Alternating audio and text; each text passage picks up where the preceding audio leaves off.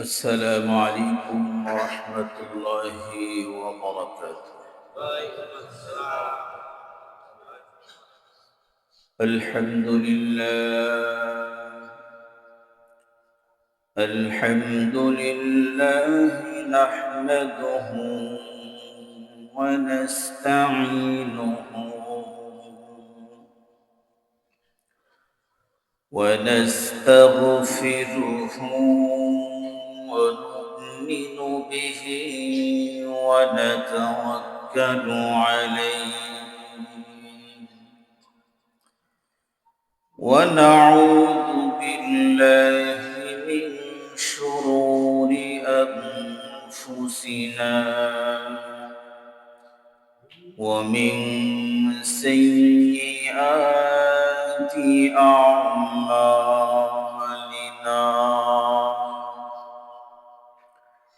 من يهده الله فلا مضل له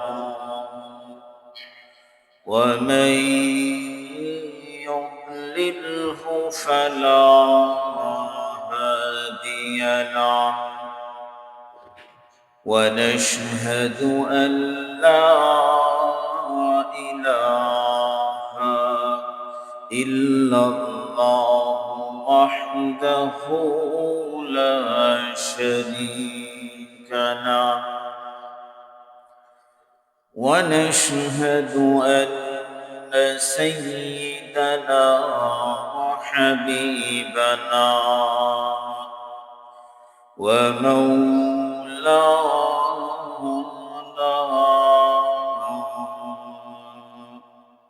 محمدا عبده ورسوله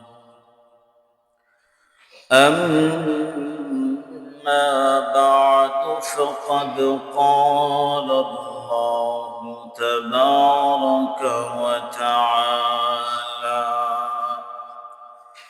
في كلامه المجيد وفرقانه الحميد أعوذ بالله من الشيطان الرجيم بسم الله الرحمن الرحيم سبحان الذي أسرى بعبده ليلا من المسجد الحرام إلى المسجد الأقصى الذي باركنا حوله لنريه من آياتنا إنه هو السميع البصير وقال النبي صلى الله عليه وسلم في البيت المعمور إذا هو يدخله كل يوم 70,000 ملك لا يعودون إليه أو كما قال عليه الصلاة والسلام সকলেই দুরূদ শরীফ পড়ি اللهم صل على محمد وعلى آل محمد كما صليت على إبراهيم وعلى آل إبراهيم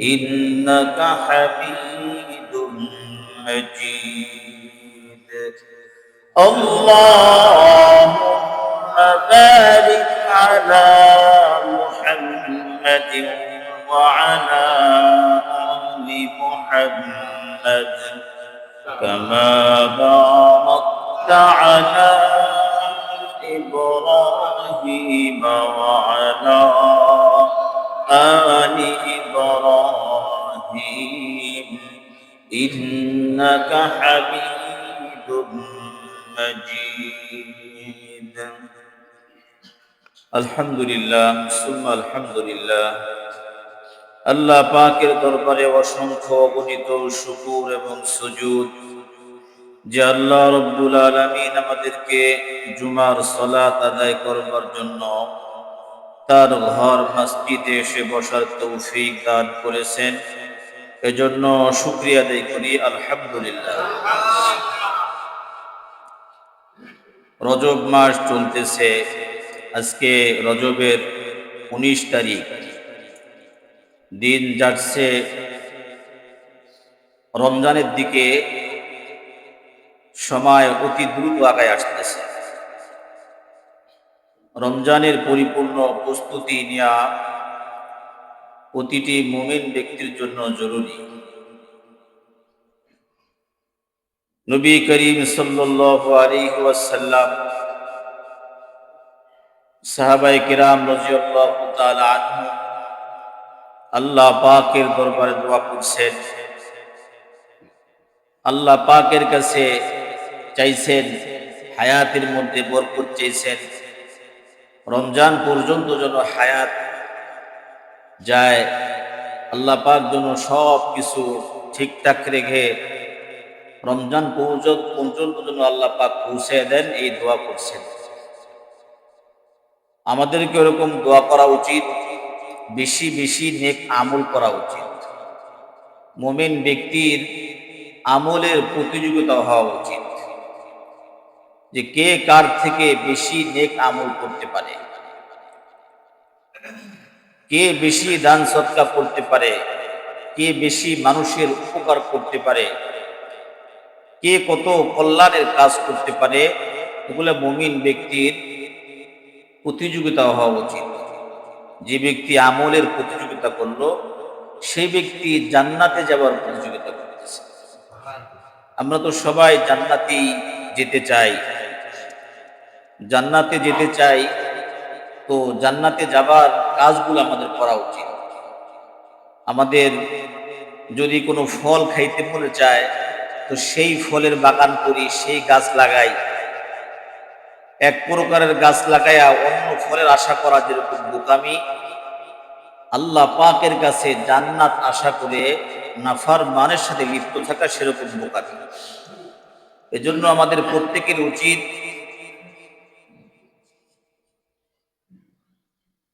নেক আমল নিয়ে প্রতিযোগিতা করা, জান্নাতে যাওয়ার জন্য দুনিয়াতে যেভাবে চললে পরে জান্নাতে যাওয়া যাবে, সেভাবে এই দুনিয়াতে চলা। আল্লাহ পাক আমাদের সকলকে বেশি বেশি নেক আমল করার তৌফিক দান করেন, সকলে বলে আমিন। রজব মাস চলতেছে, আমরা অনেকেই জানি গলত মাসহুর যেটা, যে এই মাসের 27শে রজব নবী করিম সাল্লাল্লাহু আলাইহি ওয়াসাল্লামের মেরাজ হয়েছে। তো এই রিওয়ায়াতটা শুদ্ধ না। কোন তারিখ, কোন দিন, কোন মাস, এই দিন তারিখ নিয়ে অনেক মতনৈক্য আছে। তবে মেরাজ হয়েছে এটা সত্য, এর মধ্যে কোনো সন্দেহ নাই।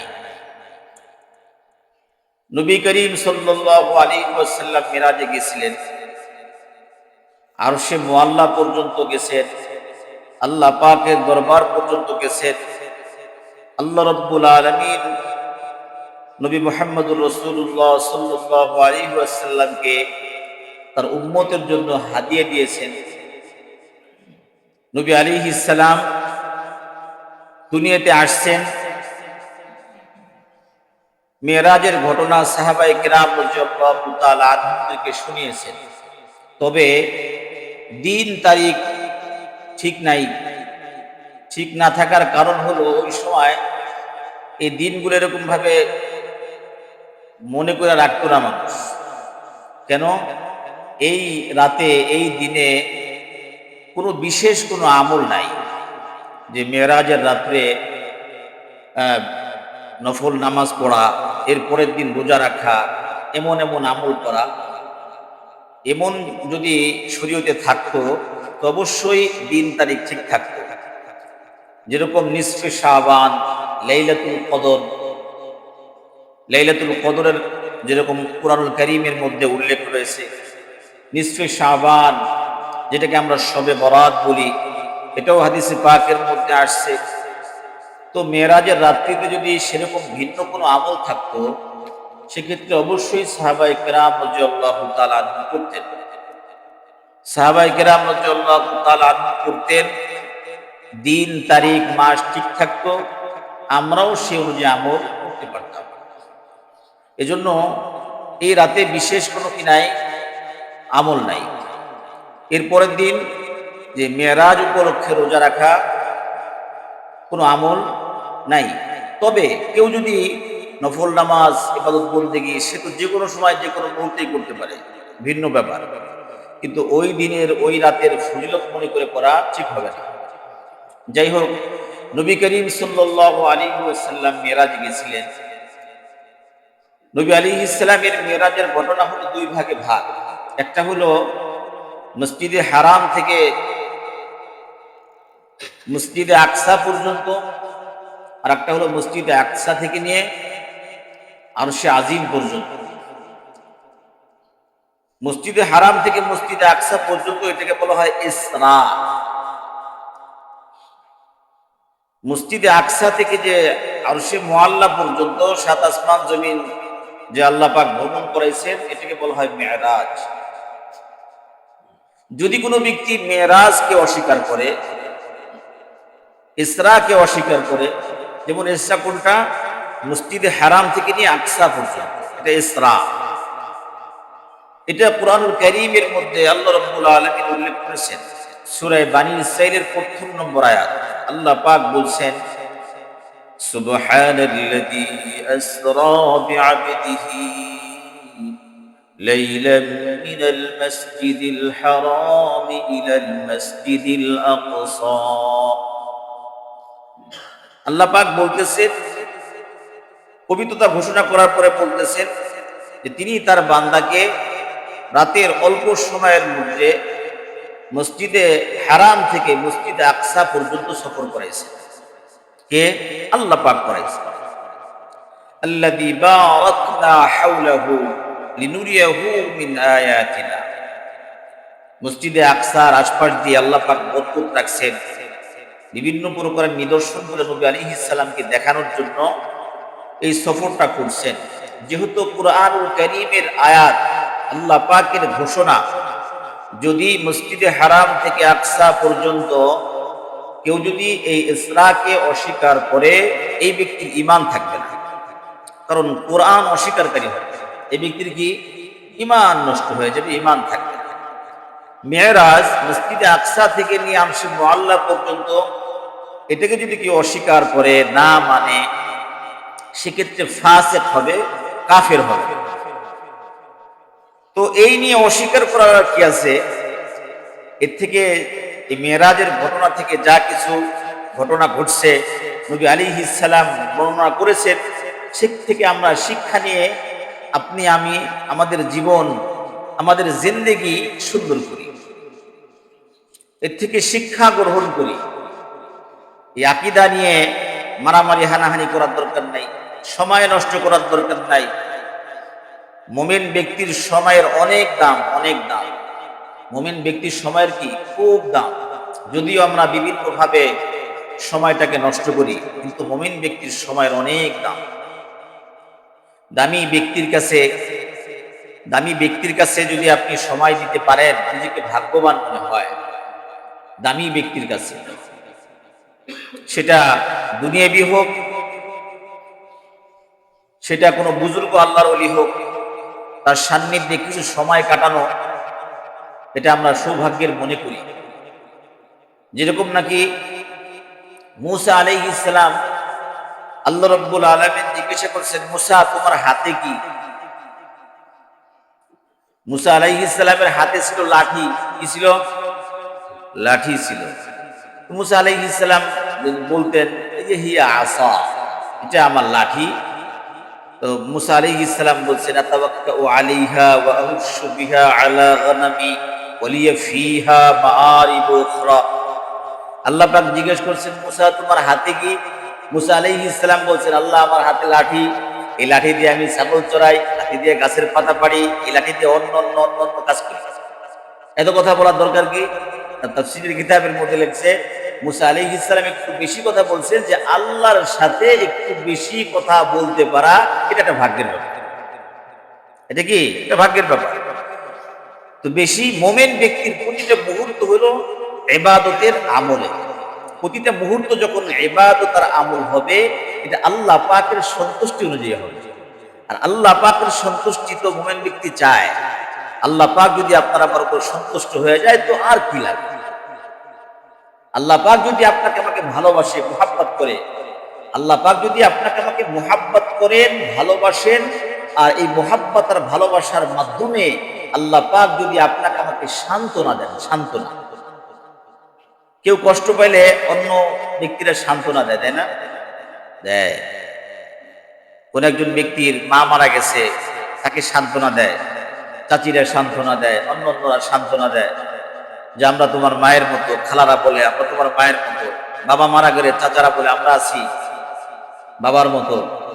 সবাই সান্ত্বনা দেয়, তাই না? সান্ত্বনা দেয়।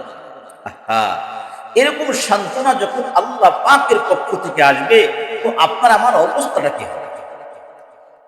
যেরকম নবী করিম সাল্লাল্লাহু আলাইহি ওয়াসাল্লামের চাচার ইন্তেকাল হয়ে গেল। কোন চাচা? আবু তালেব। সে কেমন চাচা? আপন চাচা। কেমন মোহাব্বত করতেন নবী আলাইহিস সালামকে? নিজের জীবন থেকে বেশি মোহাব্বত করতেন, ভালোবাসতেন, নিজের জীবন থেকে। এরপরে তার স্ত্রী মারা গেল। স্ত্রী কেমন? সেও একই হালত। তায়েফের ময়দানে গেছেন, সেখানে তিন ভাইয়ের তিনটা দল, তিনটা গোত্র একসাথে মিলে নবী আলাইহিস সালামের উপরে আঘাত করা, অ্যাটাক করা, হামলা করা। নবী আলাইহিস সালাম রক্তাক্ত হয়ে গেছে, অনেক কষ্ট পাইছেন। তায়েফবাসী নবী আলাইহিস সালামকে অনেক কষ্ট দিয়েছেন। পাথর মারতে মারতে, পা দিয়ে রক্ত ঝরতে ঝরতে জুতা আটকে গেছে, জুতো খুলতে পারেন। ফেরেশতারা আসছেন, ইয়া রাসূলুল্লাহ, খালি বলেন। বাতাসের ফেরেশতা, পানির ফেরেশতা, বিভিন্ন ফেরেশতা এসে বলতেছেন, খালি একবার বলেন, এই তায়েফবাসীকে উলটপালট করে একদম ফিনিশ করে দিন। নবী আলাইহিস সালাম বলছেন, না না, এদের পক্ষ থেকে, এদের থেকে এক সময় আল্লাহ পাকের তাওহীদ জারি হয়ে যাবে। এরাই আল্লাহকে চিনবে, এরা নবীকে চিনবে, নবীকে মুহাব্বত করবে, আল্লাহকে চিনবে, জানবে, আমল করবে, আল্লাহর দিকে ফিরে আসবে। করা যাবে না। এরকম কষ্ট করার পরে, কষ্ট নবী আলাইহিস সালাম পাইছেন। এরপরে আল্লাহ রাব্বুল আলামিন দেখেন, চাচা এত সান্ত্বনা দিবে কি? চাচা তো শেষ, ইন্তেকাল হয়ে গেছে। কাফের হওয়া সত্ত্বেও নবী আলাইহিস সালামকে এভাবে আগলে রাখছেন। কোনো কাফের মুশরিকরা ভয়ে নবী আলাইহিস সালামকে ফুলের টোকা দেওয়ার সাহস পায় নাই। হাজারো দিনের দাওয়াত দিচ্ছেন, দিনের পর দিনের জন্য কষ্ট করছেন। সারাদিন নবী আলাইহিস সালাম দিনের জন্য কুরবানি করছেন, সময় দিচ্ছেন, অনেক কষ্ট করছেন। দিন শেষে যখন বাসায় আসছেন, আহা, আম্মাজান খাদিজাতুল কুবরা রাদিয়াল্লাহু তাআলা আনহা কি আদর না করছেন, কি মুহাব্বত না করছেন। খাদিজার মুহাব্বত আর ভালোবাসায় নবীর সারা দিনের কষ্ট নবী ভুলে গেছেন। এত মুহাব্বত করছেন স্ত্রী। সেই স্ত্রীও নাই, চাচাও নাই। তায়েফের ময়দান থেকে রক্তাক্ত অবস্থায় মক্কার দিকে আসছেন। সান্ত্বনা দিবে কে? আরে নবী আলাইহিস সালামকে সান্ত্বনা দিবে কে? আহা, মোহাব্বত এক আজীব জিনিস। মোহাব্বত, ভালোবাসা এক আজীব জিনিস। আল্লাহ রাব্বুল আলামিন দেখছেন আমার হাবিবের স্ত্রীর ইন্তেকাল হয়ে গেছে, চাচার ইন্তেকাল হয়ে গেছে। তায়েববাসী আমার হাবিবকে বিভিন্নভাবে কষ্ট দিয়েছে। আমার হাবিবকে সান্ত্বনা দিবার এখন কে দিবে? সান্ত্বনা দেবার মতো কেউ নাই। আল্লাহ রাব্বুল আলামিন জিবরিল আর মিকাইলকে পাঠায়া নবী আলাইহিস সালামকে আরশে আজিমে নিয়ে সান্ত্বনা দিয়ে দিছে। শুধু তাই, আল্লাহু আকবার। আরশে আজিম তো বহুত দূর, এর আগে অনেক কিছু করছেন। এর আগে নবী আলাইহিস সালামকে সান্ত্বনা দেওয়ার জন্য অনেক কিছু করছেন। নবী আলাইহিস সালাম উম্মে হানির ঘরে ঘুমায় আছে, রাত্রে ঘুমায় আছে। নবী আলাইহিস সালাম দেখতেছেন হঠাৎ করে ছাদ ফাঁকা হয়ে গেছে। শুয়ে আছেন ঘুমন্ত অবস্থায়, ছাদ ফাঁকা। কেউ যদি ঘরে আসে, ঘরে ঢুকবে, কোন দিক দিয়ে ঢুকবে? দরজা দিয়ে ঢুকবে না? দরজা দিয়ে ঢুকাই তুমিও। জিবরিল আলাইহিস সালাম, মিকাইল আলাইহিস সালাম ছাদ ফাটায় ঢোকার কি দরকার? এটাও একটা হিকমত। কারণ নবী আলাইহিস সালামকে বুঝাইতেছেন, আরে জিবরিল আর মিকাইল তো দরজা দিয়ে ঢুকতে পারতো, ছাদ ফাঁক করে ঢুকতেছে মানে আশ্চর্যজনক কোনো কিছু ঘটতেছে। আশ্চর্যজনক কোনো কিছু কি আজীব একটা জিনিস ঘটতেছে। ইয়া আমার হাবিব জিবরিল আর মিকাইল আসছেন, নবী আলাইহিস সালামকে উঠাবেন। নবী আলাইহিস সালাম ঘুমাইছেন, ঘুমন্ত বাচ্চাদেরকে উঠাইছেন। হায় হায় রে, কত কষ্ট! ঘুমন্ত বাচ্চাদেরকে উঠতে চায় না, কেমন কেমন যেন করে, এমন এমন করতে থাকে, উঠতে চায় না সহজে। আর শীতের দিন তো কোনো কথাই নাই। জিবরিল আলাইহিস সালাম বলতেছেন, মিকাইল তুমি ডাক দাও। মিকাইল বলতেছেন, আপনি ডাক দেন। দুইজনে পরামর্শ করতেছে, কে ডাক দিবে? হাবিব কি ঘুমায় রয়েছে? ঘুমের মধ্যে থেকে উঠাইতে হবে। ঘুম তো একটা শান্তির জায়গা, তাই না? শান্তির জিনিস। আল্লাহু আকবার। যার ঘুম নাই সে বোঝে ঘুমের কি দাম। যার ঘুম, চোখ থেকে ঘুম উঠে যায়, ওই ব্যক্তি বোঝে ঘুমের কি দাম। আল্লাহু আকবার। এজন্য আল্লাহ রাব্বুল আলামিন বলেন, ফাবিআইয়ি আলাই রাব্বিকুমা তুকাজ্জিবান। ও আমার বান্দা, আমার কোন জিনিসকে তোমরা অস্বীকার করবা?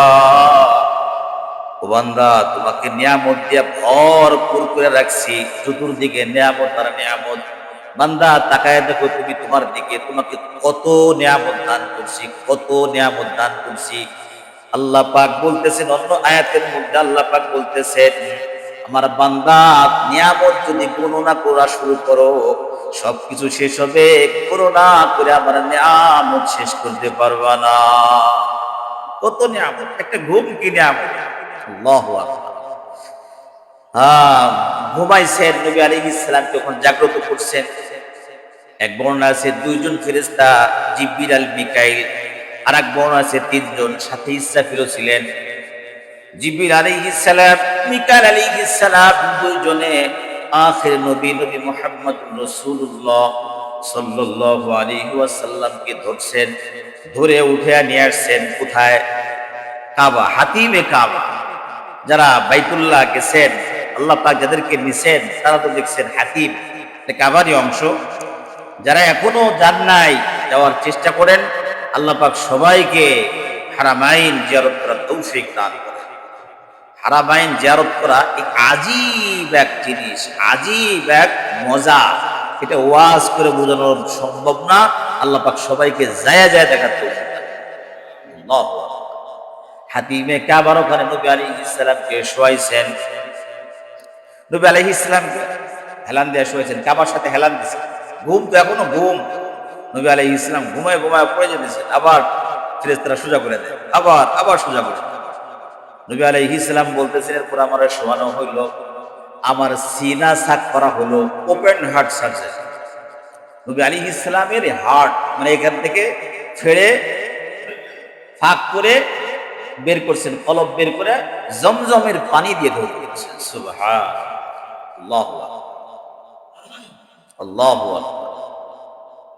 নবী আলাইহিস সালামের সিনা সাক হইছে, এক রিওয়ায়াতের মধ্যে আছে 3 বার, 4 বার, 2 বার, 3 বার, 4 বার নবী আলাইহিস সালামের সিনা ওপেন হার্ট সার্জারি হয়েছে। কয়বার? 2 বার, 3 বার বা 4 বার নবী আলাইহিস সালামের সার্জারি হয়েছে। জমজমের পানি দিয়ে ফলকটাকে ধোয়া হয়েছে। আল্লাহু আকবার। নবী আলাইহিস সালাম বলতেছেন, এরপরে জমজমের পানি দিয়ে তো ধুইছেন, ঈমান এবং হিকমত নবী আলাইহিস সালামের সব দোয়া ভৌত করা হয়েছে। ঈমান আর হিকমত কি জিনিস, এটা কিভাবে দেখব? দেখার কিভাবে সম্ভব? অনেক কিছুই তো সম্ভব না, অনেক কিছুই সম্ভব না। জ্বর শরীরের মধ্যে আছে, দেখা যায়, মাপা যায়। ডিজিটাল পাল্লা দিয়ে মাপলে হবে? ওটা মাপার যন্ত্রই আলাদা, থার্মোমিটার দিয়ে মাপতে হবে। থার্মোমিটার ঢুকাইলে বোঝা যাবে হ্যাঁ জ্বর 102-3 আছে।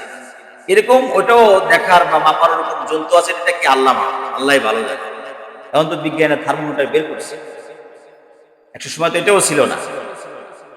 সব কিছু ওকে করার পরে আবার সেটা লাগাই দিচ্ছে। লাগানোর পরে নবী আলাইহিস সালামকে সফরে নিয়ে যাবেন, লম্বা সফর। নবী আলাইহিস সালামের সামনে বোরাক আনা হয়েছে। বোরাক একটা বাহন, বোরাক একটা বাহন। সেটা হলো গাধা এবং খচ্চরের মাঝামাঝি একটা জন্তু, দেখতে সাদা, আবার সাদার মধ্যে অন্য অন্য কালার, সুন্দর দেখতে, খুবই সুন্দর। নবী আলাইহিস সালামকে এই বোরাকের উপরে রাখা হলো, উঠলেন। এই বোরাকটা আল্লাহু আকবার এত জোরে চলে যে এই বোরাকের 2 চোখের দৃষ্টি যত দূর পর্যন্ত যায়, তার একটা লাফ দিয়ে কত দূর পর্যন্ত চলে যায়। সুবহান সুবহান। বারকুন, বারকুন শব্দ তো বিজলি। বিজলি যেরকম, বিদ্যুৎ যেরকম ভাবে মুহূর্তের মধ্যে কোটি মাইল চলে যায়, এরকম ভাবে এই বাহনের অবস্থা এবার এত জোরে চলে। কার হুকুমে? আল্লাহ পাকের হুকুমে। আরে একটা জিনিস মুসলমানদের পরিপূর্ণ ইয়াকিন রাখা দরকার, পরিপূর্ণ ইয়াকিন রাখা দরকার, বিশ্বাস রাখা দরকার যে কোনো ব্যবস্থা নাই, এরপরও ব্যবস্থা আছে। এটা আল্লাহর কাছে। কার কাছে? আল্লাহর কাছে ব্যবস্থা আছে। ছোট্ট কোলের বাচ্চা কথা বলতে পারে না, সম্ভব না। আল্লাহর কাছে কি সম্ভব? আপনার আমার কাছে অনেক জটিল কঠিন, এটা অসম্ভব। সম্ভব কার কাছে?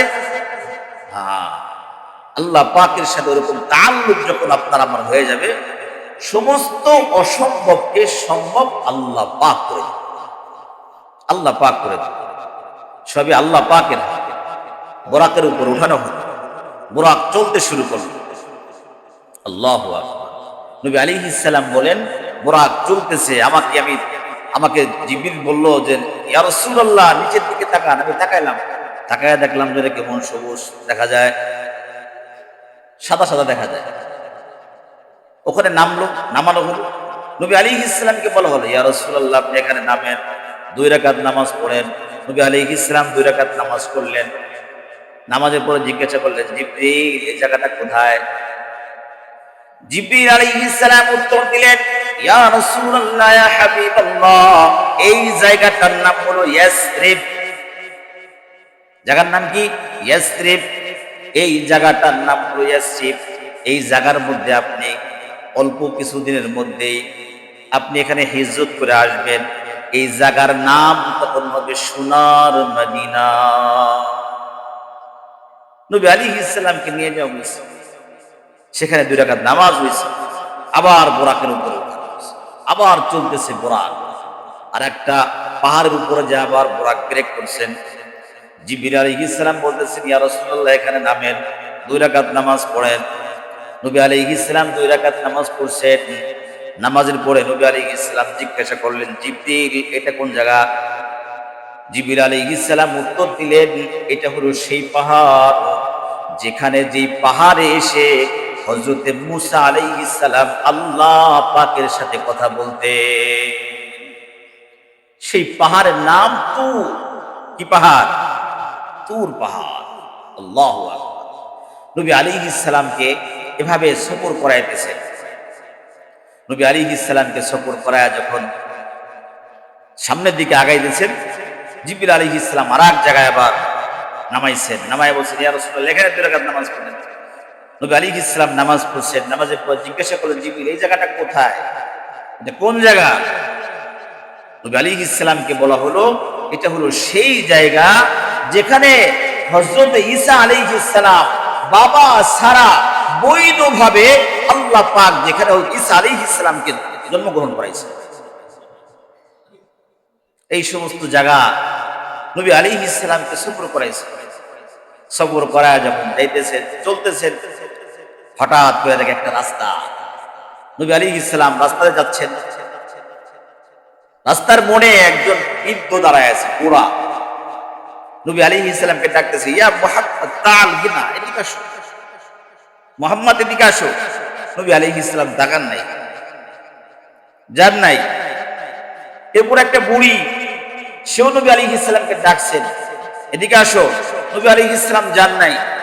এরপর একজন সুন্দরী রমণী নবী আলাইহিস সালামকে ডাকছেন, যান নাই। নবী আলাইহিস সালাম তাদের ডাকে সাড়া দেন নাই। নবী আলাইহিস সালাম যাইতেছেন, এরপরে নবী আলাইহিস সালামকে সালাম দেয়া হলো। সালামের আওয়াজ, সালামের আওয়াজ নবী আলাইহিস সালামের কানে আসলো। নবী আলাইহিস সালাম জিজ্ঞেস করলেন আমি তো সালাম শুনলাম, কারা আমাকে সালাম দিল? জিবরিল আলাইহিস সালাম উত্তর দিলেন এরা হলো মূসা ঈসা আলাইহিস সালাম আপনাকে সালাম দিয়েছে। আল্লাহু আকবার। নবী আলাইহিস সালামের সফর চলতেছে, নবী আলাইহিস সালাম চলতেছেন, চলতে চলতে হঠাৎ নবী আলাইহিস সালামের নাকে একটা ঘ্রাণ চলে আসলো, সুন্দর একটা ঘ্রাণ চলে আসলো। নবী আলাইহিস সালাম বলতেছেন জিবরাইল মিকাইল কি ব্যাপার, জান্নাতের কাছাকাছি চলে আসলাম নাকি? নবী আলাইহিস সালামকে বলা হলো না না, জান্নাত তো বহুত দূর, এখন আমরা দুনিয়ার মধ্যে আছি। নবী আলাইহিস সালাম বললেন তখন এত সুন্দর সুগন্ধি কই থেকে আসলো? আমার নাকে সুগন্ধি ঢুকে গেল কই থেকে এই ঘ্রাণটা আসলো? নবী আলাইহিস সালাম যখন জিজ্ঞাসা করলেন, জিবরিল আলাইহিস সালাম তখন বললেন ইয়া রাসূলুল্লাহ ইয়া হাবিবাল্লাহ, এখানে অনেক কথা আছে কিন্তু আমাদের সময় কম, লম্বা সফর করতে হবে, সময় খুব কম। আল্লাহ পাকের পক্ষ থেকে অর্ডার আসলো ও আমার হাবিবকে তুমি পরিপূর্ণ ঘটনা শোনায় দাও। হযরত জিবরিল আলাইহিস সালাম ঘটনা বর্ণনা করলেন। জিবরিল আলাইহিস সালাম বললেন ইয়া রাসূলুল্লাহ, এই যে একটা কবর থেকে ঘ্রাণ আসতেছে আপনার নাকে, এই কবরটা হলো মা শ্বেতার কবর। ওই মহিলার নাম হলো মা শ্বেতা। এই মহিলা ফিরাউনের মেয়ের দাসী ছিল, চুল আশ্রয় দিত, সাজসজ্জা করায় দিত। হঠাৎ একদিন চুল আশ্রাইতে আশ্রাইতে চিরুনিটা মাটিতে পড়ে গেছে। এই মা শ্বেতা বিসমিল্লাহ বলে এই চিরুনিটা উঠাইছে। কি বলছে? বিসমিল্লাহ বলে উঠাইছে। আল্লাহু আকবার। ঈমান অনেক দামি জিনিস, ঈমান অনেক কি দামি জিনিস। মুমিন ব্যক্তির মুখ দিয়ে তো সবসময় বিসমিল্লাহই বের হবে। একটা কাজ করতেছে বিসমিল্লাহ বলে শুরু করবে, পানি পান করতেছে বিসমিল্লাহ বলে পান করবে, খাবার খাচ্ছে বিসমিল্লাহ বলে খাবার খাবে, খাবার শেষ আলহামদুলিল্লাহ বলবে। আরে তুমি কেমন আছো ভাই? আলহামদুলিল্লাহ ভালো আছি। সুন্দর জিনিস দেখবে মাশাআল্লাহ বলবে, সুবহানাল্লাহ বলবে। এই তো মুমিনের কথা হবে। আরে মা শ্বেতা সে তো ফিরাউনের দাস, মেয়ের দাসী, মেয়ের খাদেমা, তার সবকিছু পরিচর্যা সে দায়িত্বে ছিলেন তিনি। বিসমিল্লাহ বলে যখন উঠাইছে তখন এই ফিরাউনের মেয়ে বলছে কি বাবা কার নাম বললাম? বাবার নাম? বাবার নাম বলছে না, তোমার বাবার নাম বলিনি। আমার বাবার নাম বলো না, কার নাম বললাম? বিসমিল্লাহ বলছে।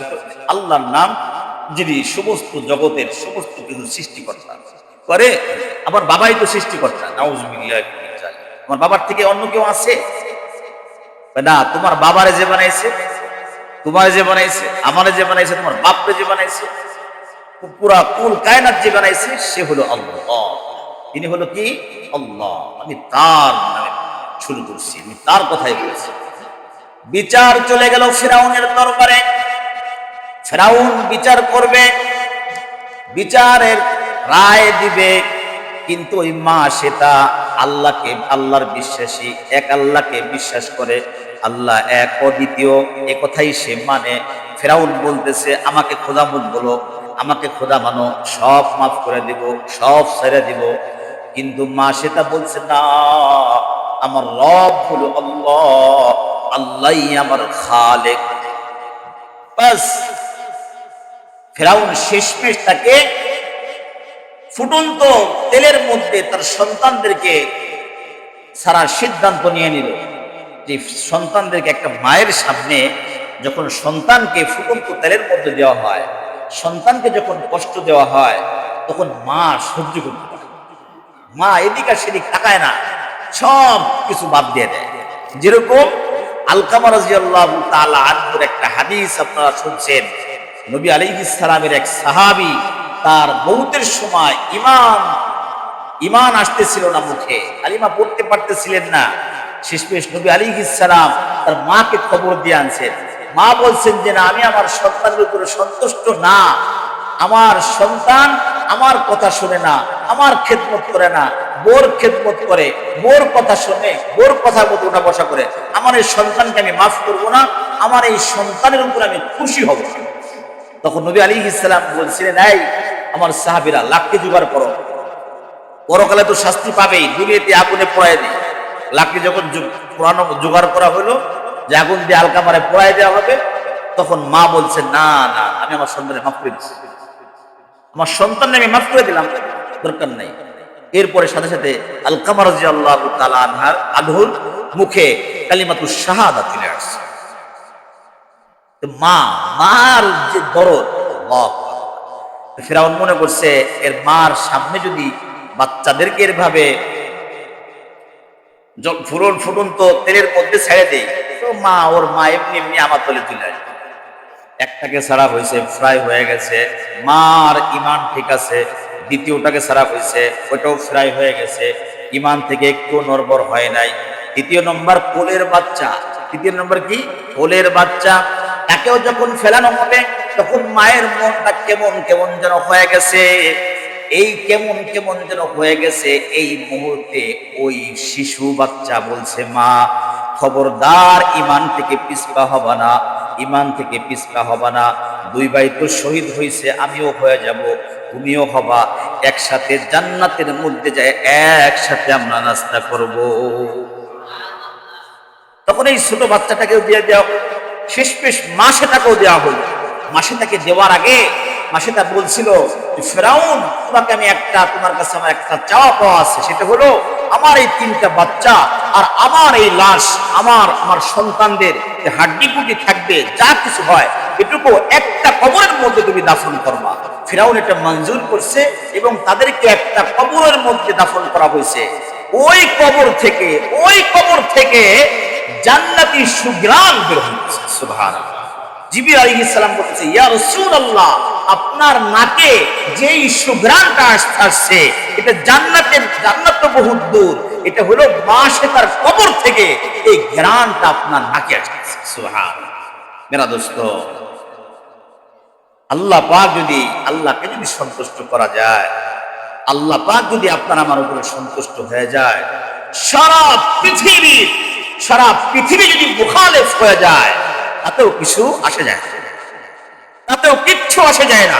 আল্লাহ পাক যদি আপনাকে মুহাব্বত করে, আল্লাহ পাক যদি আপনাকে ভালোবাসে, আমি যদি আল্লাহর এই মুহাব্বতটা অর্জন করতে পারি, ভালোবাসা যদি অর্জন করতে পারি, তাহলে সব জায়গায়, দুনিয়াতেও শান্তি, পরকালেও শান্তি। আল্লাহ রাব্বুল আলামিন আমাদেরকে বেশি বেশি নেক আমল করার তৌফিক দান করেন, আমলের প্রতিযোগিতা করার তৌফিক দান করেন।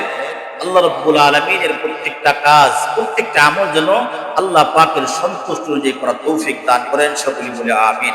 ওয়া আখিরু দাওয়ানা আলহামদুলিল্লাহি রাব্বিল আলামিন।